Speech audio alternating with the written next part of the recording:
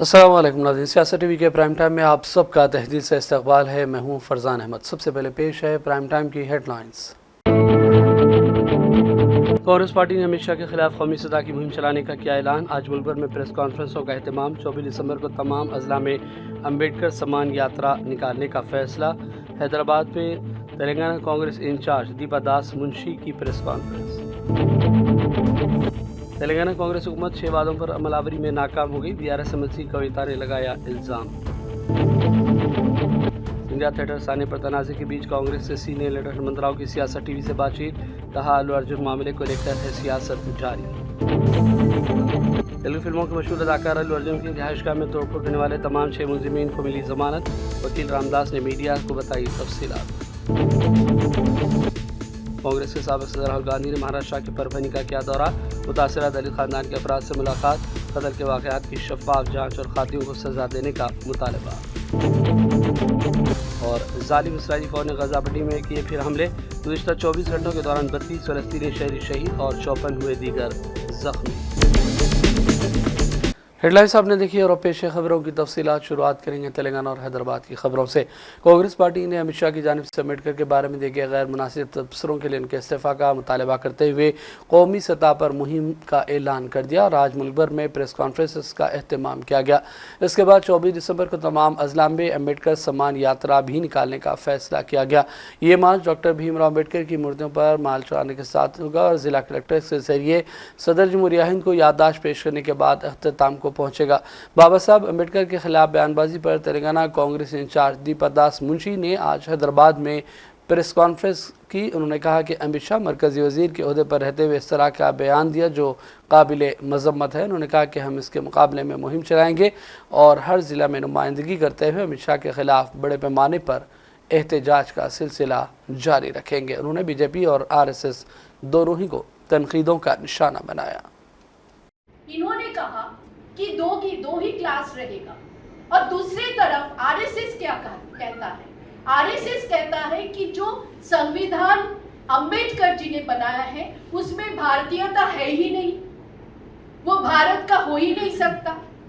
मनुस्मृति को लाओ जिसमें कास्टिज्म रहेगा, वो कास्टिज्म को सामने लाना चाहते हैं RSS और मनुस्मृति के खिलाफ हम लोग हैं क्योंकि ये साइंटिफिक प्रोसेस में बाबा साहेब अम्बेडकर और नेहरू जी ने, मैं नेहरू जी के नाम बार बार संविधान रचना में लेना चाहती हूँ क्योंकि आप लोग सभी लोग जानते हैं, इतिहास गवाह है कि नेहरू जी का देश के लिए एक सपना था, एक सोच था और भारत की खोज में, डिस्कवरी ऑफ इंडिया में उन्होंने ये साफ लिखा कि भारत के खोज में वो क्या क्या देखा है, क्या क्या सीखा है। पूरे भारत घूमने के बाद भारत की सोच के लिए उन्होंने अम्बेडकर जी को लेके साथ में बैठ के और जो ग्रुप टीम था वो सब मिलके जो संविधान रचना किया था, वो संविधान की पुरानी एक कॉपी मैं जब मिनिस्टर थी तो हमने प्रिंट करवाई थी जो हाथ से लिखा गया था। उसमें नंदलाल बोस जैसे लोग पेंटिंग किए थे, हर पन्ने में पेंटिंग है और वो पेंटिंग रामायण महाभारत से लेके पेंटिंग किया गया। तो भारतीयता है नहीं। जो लोग ये बात करते हैं उनके खिलाफ हम लोग आवाज उठाना चाहते हैं क्योंकि RSS का ये सोच आज से नहीं, वो जाति आधारित पे भेदभाव चाहते हैं, वो समानता और न्याय के खिलाफ बात करते हैं जो बात बार बार अम्बेडकर जी ने कहा है।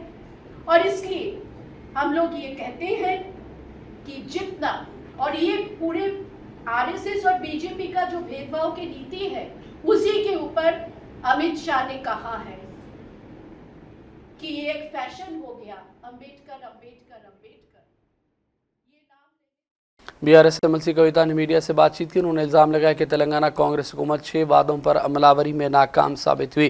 गैर ज़रूरी दिगर उमूर को उजागर करते हुए लोगों की तवज्जो हटाने की कोशिशें की जा रही हैं। कविता ने यह भी कहा कि रेवंत रेड्डी आवाम से किए गए अपने तमाम वादों को पूरा करें। Congress party is at its best in terms of trying to divert the attention of the people from the real issues and taking up frivolous issues like lodging cases against film stars, etc. My simple request to the people of this nation is Congress has failed miserably in fulfilling their 6 guarantees. They failed utterly in fulfilling any of the promises that they've made. There are more than 420 promises that they've made. BRS has exposed them in the just concluded assembly session. So to cover up their failures, Congress is bringing up every new issues now and then and trying to divert the attention of our people. And people now understand that very clearly, and people have begun to question this government, and they will continue to do so. And in terms of lodging the cases against BRS, Congress party has been very actively lodging cases, starting from our karyakartas at the grassroots level to our leaders in many issues. We will also face that legally.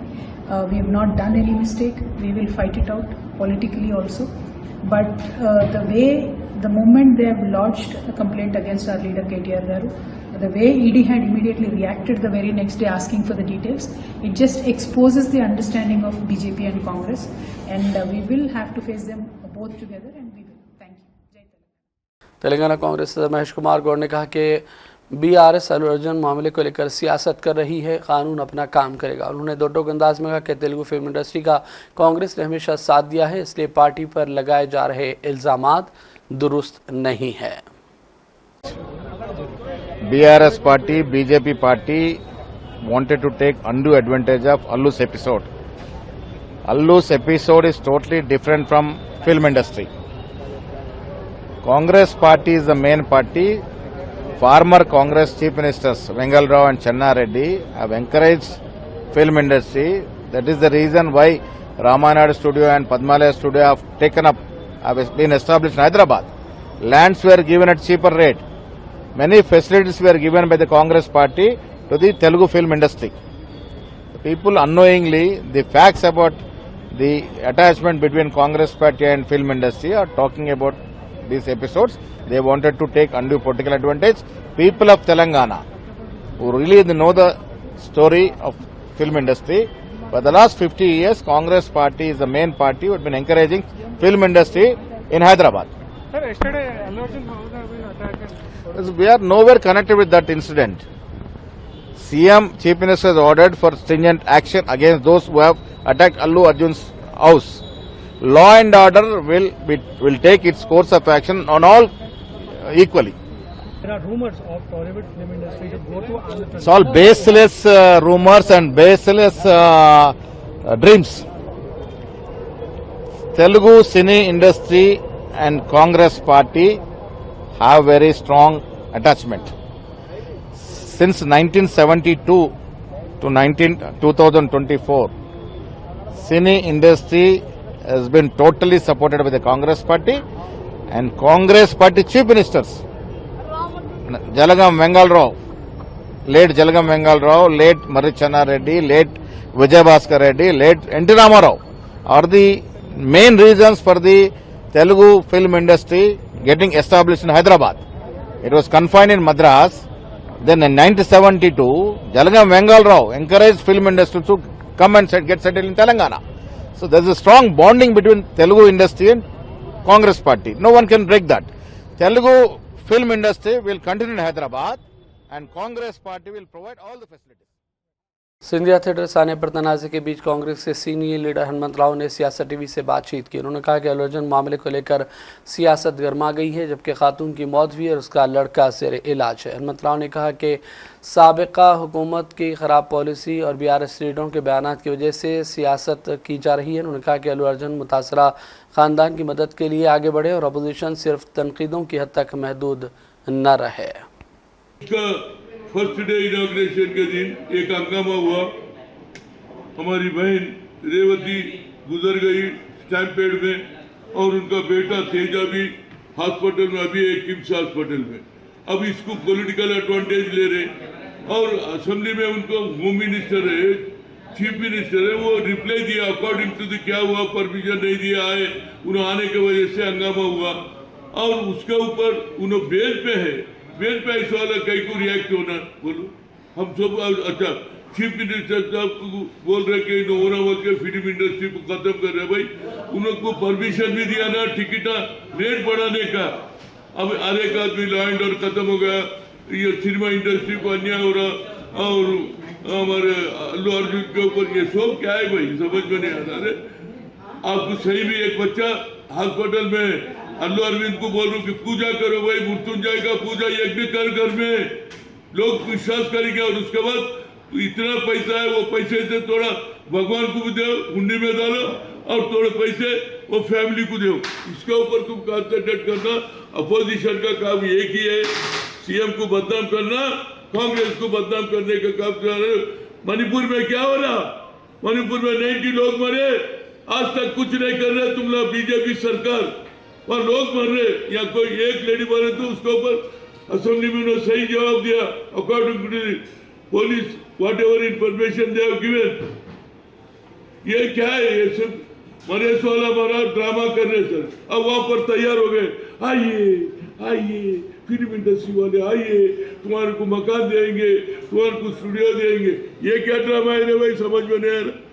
ये सब केवल कांग्रेस को बदनाम करने का, रेवंत रेड्डी बनने का। रेवंत रेड्डी कोई काम नहीं करा। What ever the procedure he has given A reply. Usmani university के 6 मुलजिमीन जिन्होंने सिंध अथॉरिटी सानी पर तनाज़ा और चीफ मिनिस्टर के बयान के खिलाफ मौक़िफ़ अख्तियार करने पर तेलुगु फिल्मों के मशहूर अदाकार अल्लू अर्जुन की रिहाइश गाह पर हंगामा किया था, उन्हें बगैर किसी शर्त के ज़मानत दी गई थी। मुलजिमीन के वकील अंदाज ने कहा कि उस्मानी यूनिवर्सिटी के तलबा पुरअमन मुजाहरा कर रहे थे। जब पुलिस ने हल्की ताकत का इस्तेमाल किया तो उन्होंने अपने दिफा में कार्रवाई की और उनके खिलाफ मुकदमा दर्ज कर लिया गया था। आज जज के सामने पेश होने के बाद तमाम 6 मुलजिमीन को बगैर किसी शर्त और जुर्माने के ज़मानत पर रिहा करने का फैसला किया गया। मेरा नाम रामदास है, मैं एडवोकेट हूँ तेलंगाना हाईकोर्ट का।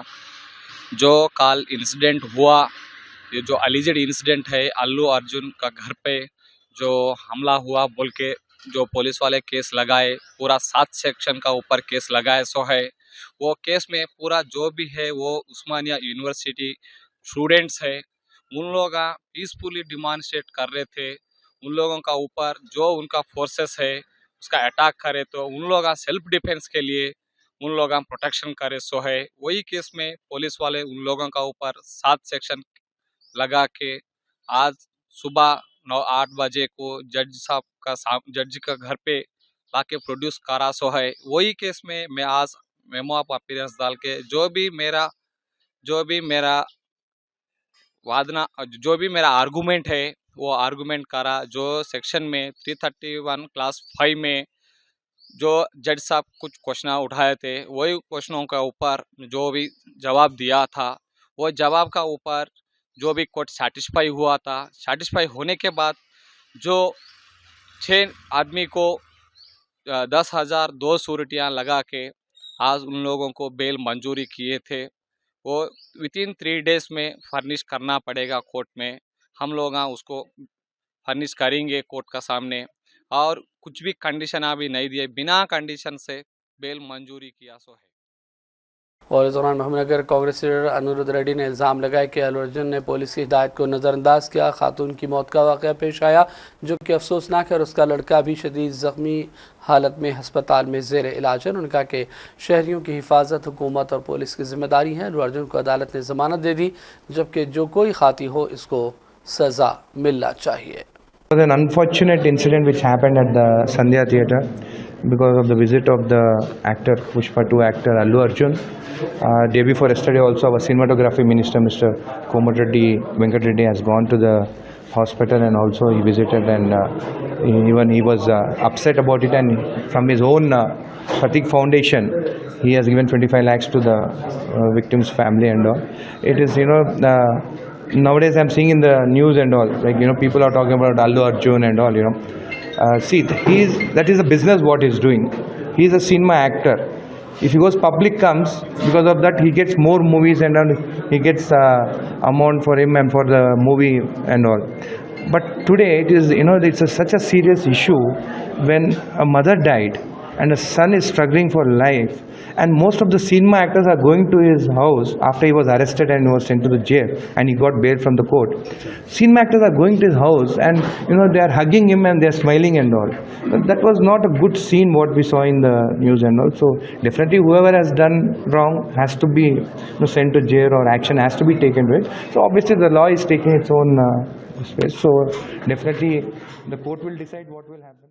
साबिक़ रियासती वज़ीर KTR ने कहा कि रेवंत रेड्डी दौर हुकूमत में जराइम के वाक़यात बढ़ गए। रेवंत रेड्डी चीफ मिनिस्टर भी हैं और वजारत दाखिला का कलमदान भी उन्हीं के पास है। इन सब के बावजूद शहर हैदराबाद और तेलंगाना में मुजरिमाना वाक़यात का बढ़ना अफसोसनाक है। आइए देखते हैं हरीश राव का ये बयान।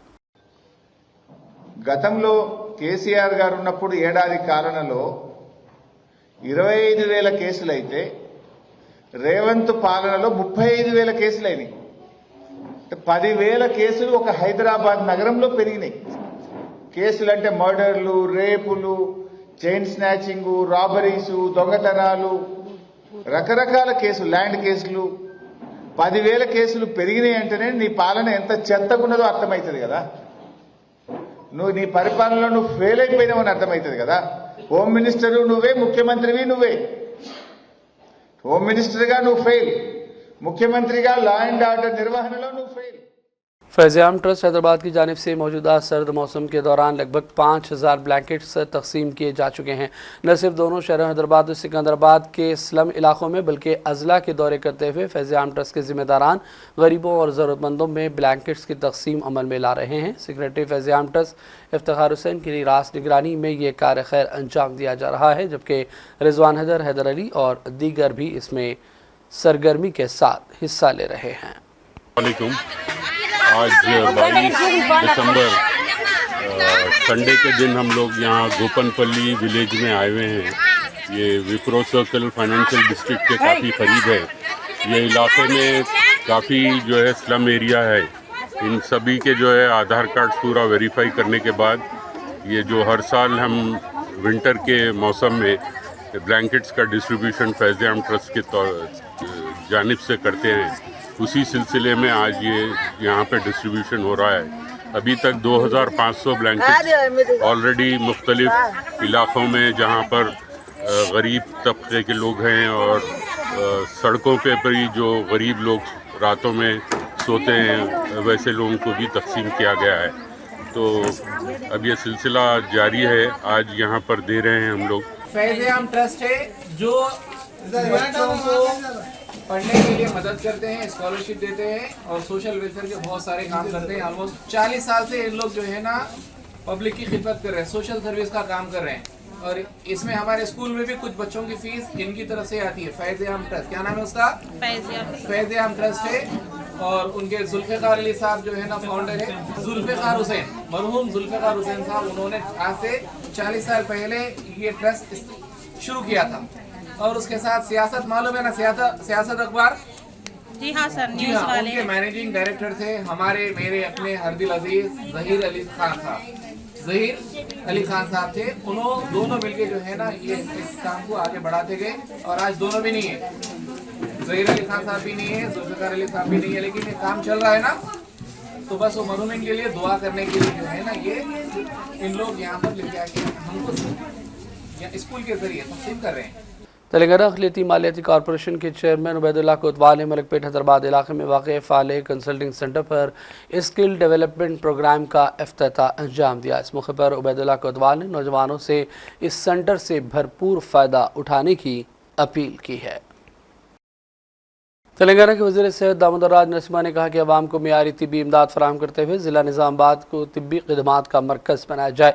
वज़ीर सेहत दामोदर राज नरसिम्हा ने अरकान assembly MLC Mahesh Kumar Goud, government adviser Mohammed Shabbir और दीगर अहदेदारान के हमरा गवर्नमेंट जनरल हॉस्पिटल निज़ामाबाद में 38,75,000 करोड़ रुपए की लागत से नए तामीरशुदा MCH और क्रिटिकल केयर यूनिट का इफ्तिताह किया।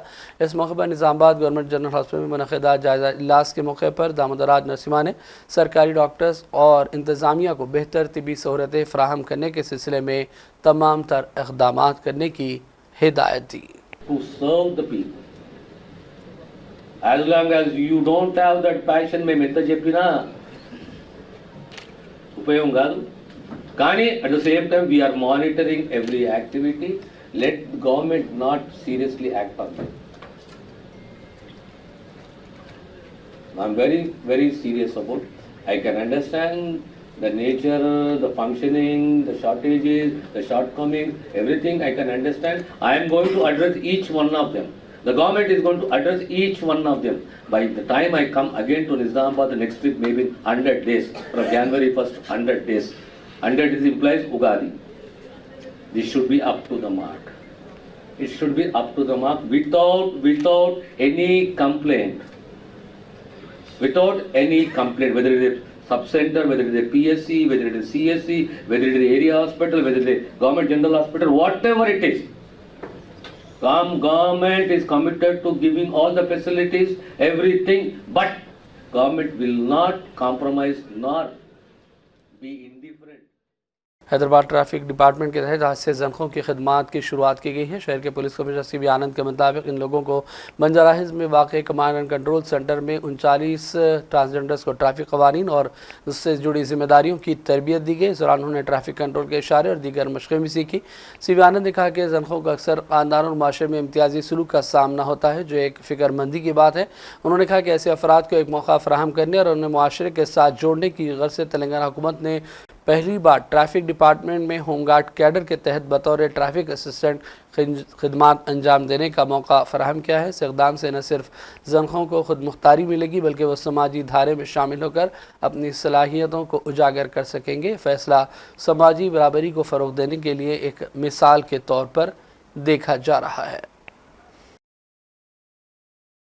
सहाफ़ी पर हमले के केस में मशहूर तेलुगु फिल्म अदाकार मोहन बाबू को झटका लगा। उनकी जानिब से दाखिल करदा ज़मानत क़ब्ल अज़ गिरफ़्तारी की दरख्वास्त को हाई कोर्ट ने मुस्तरद किया है। वज़ीर के हाल ही में जलपली में मोहन बाबू के घर के करीब तनाज़े ने हंगामा की शक्ल इख्तियार कर ली थी। इस दौरान वहाँ पहुँचे एक सहाफ़ी पर मुबैना तौर पर हमले का वाक़या पेश आया, जिसकी वजह से TV9 के सहाफ़ी को चोट आई। इस वाक़े के बाद पुलिस ने मोहन बाबू के ख़िलाफ़ मुकदमा दर्ज किया। ताहम उन्होंने अपनी गिरफ्तारी से बचने के लिए पेशगी ज़मानत की दरख्वास्त दी। हाईकोर्ट में समाअत के दौरान मोहन बाबू के वकील ने अदालत को बताया कि वो इस वक्त हिंदुस्तान में मौजूद हैं, लेकिन हाल ही में अपनी नवासी से मुलाकात के लिए दुबई गए थे और वहाँ से वापस आकर तिरुपति में अपनी तालीमी इदारों की जिम्मेदारियों में मसरूफ़ है। उन्होंने कहा कि मोहन बाबू तिब्बी मसाइल का भी सामना कर रहे हैं और उनके लिए पेशगी ज़मानत ज़रूरी है, लेकिन एडिशनल पब्लिक प्रोसिक्यूटर ने दलाइल दिए और कहा कि हमले के इस केस में मोहन बाबू को ज़मानत न दी जाए। दोनों फरीकों की दलाइल सुनने के बाद अदालत ने मोहन बाबू की ज़मानत क़ब्ल अज़ गिरफ़्तारी की दरख्वास्त को मुस्तरद कर दिया है।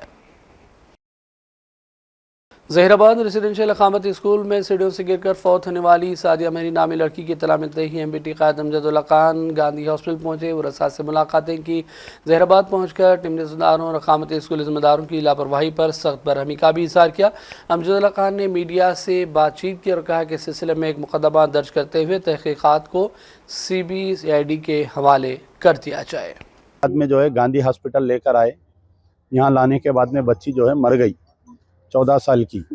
ये जब से कांग्रेस गवर्नमेंट आई है, रेसिडेंशियल स्कूल्स में अभी तक कई लड़के लड़कियों के इंतकाल होते जा रहे हैं, कहीं फूड पॉइजनिंग की वजह से या कहीं कुछ वजह से। और तेलंगाना माइनॉरिटीज़ रेसिडेंशियल स्कूल में भी ये मैं समझता हूँ दूसरा या तीसरा वाक़या है। और आज से पहले भी कई ऐसे वाक़यात हुए थे, लेकिन इसकी कोई सही तहक़ीक़ात नहीं की गई। एक आध बराए नाम एक आध प्रिंसिपल को या हेड ऑफ़ द डिपार्टमेंट को सस्पेंड करते, उसके बाद में ये फाइल क्लोज हो जाती।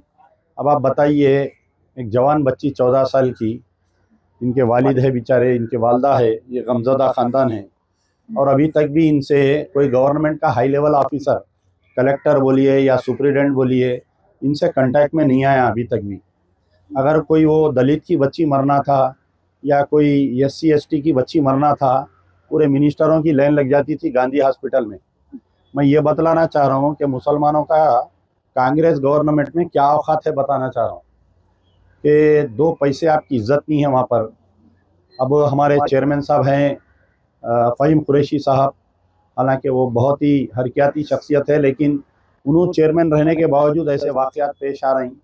टिमरिस में तो ये बड़े लम्हे फ़िक्र है। मैं उनसे गुजारिश करूँगा कि इसकी बेहतरीन तरीके से तहक़ीक़ात की जाए। जो लेडीज़ रेसिडेंशियल स्कूल्स रहते हैं, लफ्ज़ ऑल गवर्नमेंट रेसिडेंशियल स्कूल्स में जो है ये इसकी तहक़ीक़ात, यानी एवरी मंथ मेडिकल टेस्ट होता उसका, और उसमें पूरे CCTV कैमरास रहते।